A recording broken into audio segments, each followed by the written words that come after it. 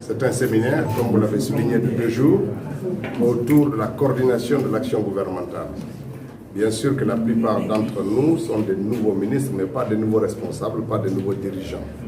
C'est important. Alors, il était nécessaire d'actualiser les connaissances des uns et des autres sur le fonctionnement global de l'administration, partager les expériences sur les bonnes pratiques, sur les questions budgétaires, sur les questions de communication, et puis rappeler à l'ensemble des membres du gouvernement l'exigence d'éthique sur comment ça marche, quels sont les mécanismes qu'il faut mettre en place pour éviter le népotisme, pour éviter les conflits d'intérêts, pour éviter toutes ces choses fâcheuses qui ont miné notre administration depuis de très nombreuses années. Et puis vers la fin, nous avons abordé une question assez sensible dans notre pays, assez intéressante, la question de la réconciliation nationale, et nous avons écouté avec beaucoup d'émotion quelques témoignages, y compris celui du Premier ministre, chef de gouvernement, du ministre de la Défense et de certains autres membres du gouvernement qui sont exprimés sur le sujet.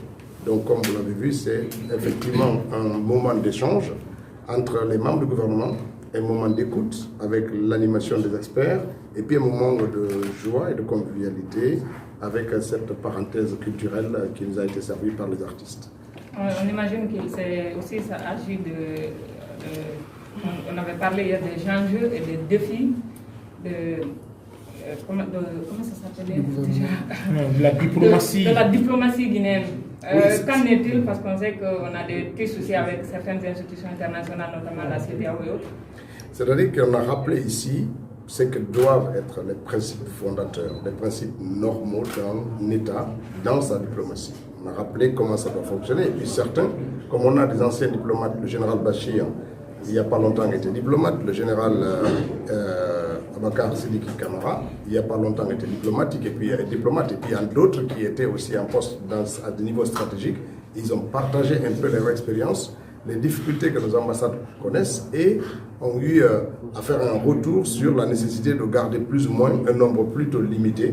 Et donc cela exige une réorientation de notre diplomatie. Donc c'est un partage d'expérience du vécu, et c'est tout ceci qui est le partage d'expérience et du vécu. Donc ce n'est pas que des questions budgétaires, il y a bien sûr les questions budgétaires, du fonctionnement du budget, des décaissements, mais il y a aussi, je l'ai souligné tantôt, des questions d'éthique, des questions de comportement de ceux qui ont aujourd'hui en charge la direction de nos départements. Peut-être une dernière question, Monsieur le ministre. 2 jours de débat, 2 jours d'échange, 2 jours de concertation.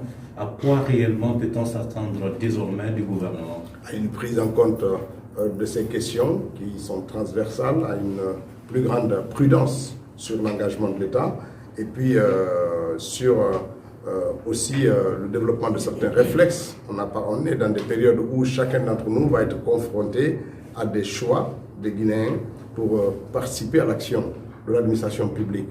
Comment cela va se faire? Quelles sont les barrières éthiques qu'il faudrait mettre en place pour éviter que l'on retombe dans un système qui n'a pas toujours favorisé la réconciliation, l'équité et la transparence dans l'utilisation de la chose publique.